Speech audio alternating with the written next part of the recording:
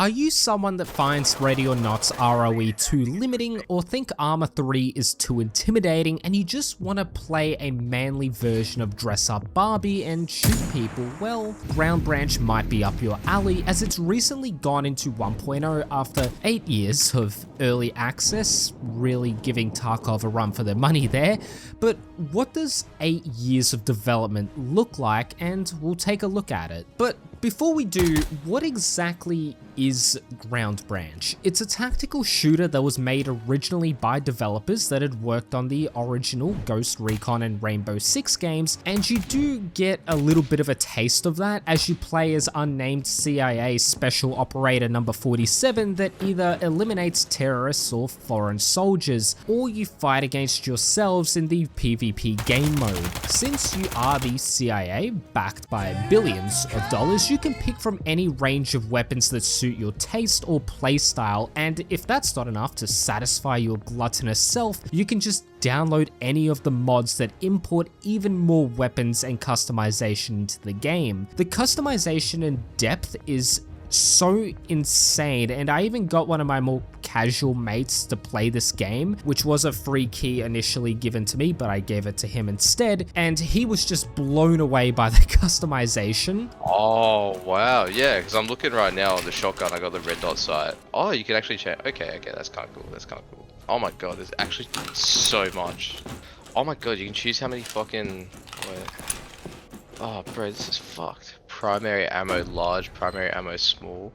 Because you can make any weapon feel personal and unique to you and your playstyle. In my last Ready or Not video, people called me weird for having a canted iron sight on a scar that had a red dot, but my gun, my choice. You won't be judged for making something wacky, but works for you. You can adjust where the scope is positioned on the railing, how far or close the grip is, and crazy enough, all this affects how the gun behaves, but we'll discuss the gun handling in depth a little later on. But it can be pretty overwhelming if you are new, and realizing the level of customization not only extends to the weapon, but just about to every aspect of your character. But I do need to give you a caution. If you have a mate, we'll have that one, who is the kind to spend 30 minutes picking their gear or class to try and min-max and make the most meta kit, don't tell them about this game. But I want to be honest, right? We haven't talked about the gameplay or what 1.0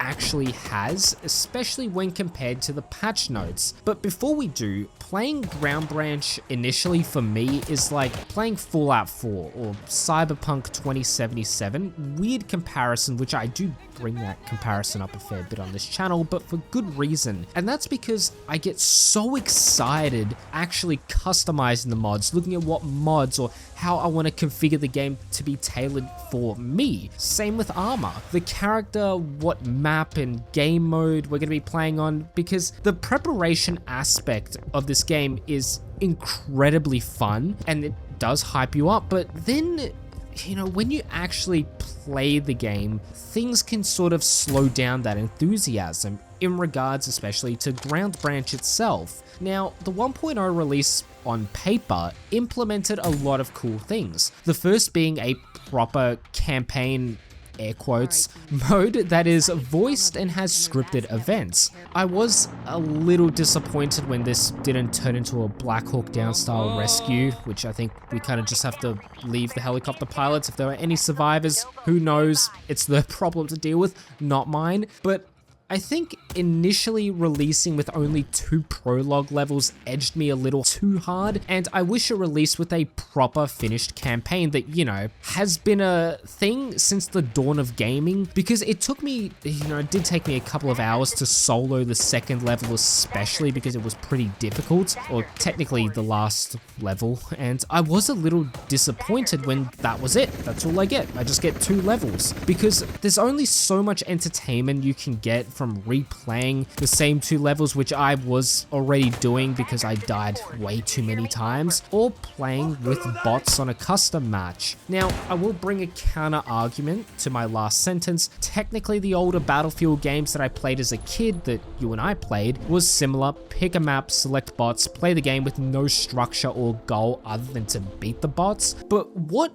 made this fun was that you had friendly AI teammates that made the game feel a little more alive and grander. Ground Branch, unfortunately, at this moment, lacks friendly AI, which once again is promised to come out later. I mention this because I play tactical shooters either alone or with randoms. It's a hard ask to get my mates to play a game with me since a lot of them, they don't like tactical shooters. And when I find myself playing completely alone with bots with no structure or objective, it can get boring pretty quickly, especially when there are other games that do a solo experience better, like Ready or Not, Armor, and even 6 Days in Fallujah, which also did make the mistake of not releasing the game with friendly AI, leading to a painful offline experience. Now, speaking of the AI, the patch notes boast how they have been majorly overhauled, and I've been trying to do this thing where I don't fence sit anymore, but I also try not to come off as a complete ass just shitting on a game for the love of the game. But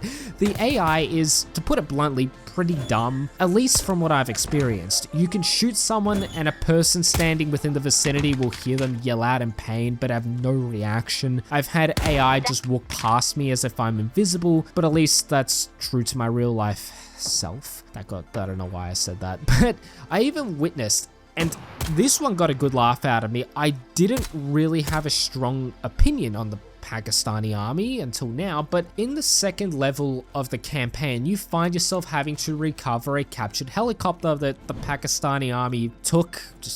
The US didn't really give a shit when they left billions of dollars worth of military equipment here and there. I won't go into that, but what I witnessed was a soldier slowly turn to try and shoot me, but instead they shot their own teammate. I thought that was the funniest thing, but the AI can either range from being completely clueless and a more of a static entity that exists as something to shoot at rather than something that is dynamic and can fight back. But I've also experienced the AI have some really good reactions here and there and actually be sentient, like them hearing my loud footsteps and pre-aiming me coming around a corner. But unfortunately, yes, the AI can be pretty bitchy, and I was gonna say the C word, but they can be just such a pain to deal with at time where you just die, like you just fucking die. That's really the easiest and most blunt way I can put it. But look, if you don't have any friends that can hop on and,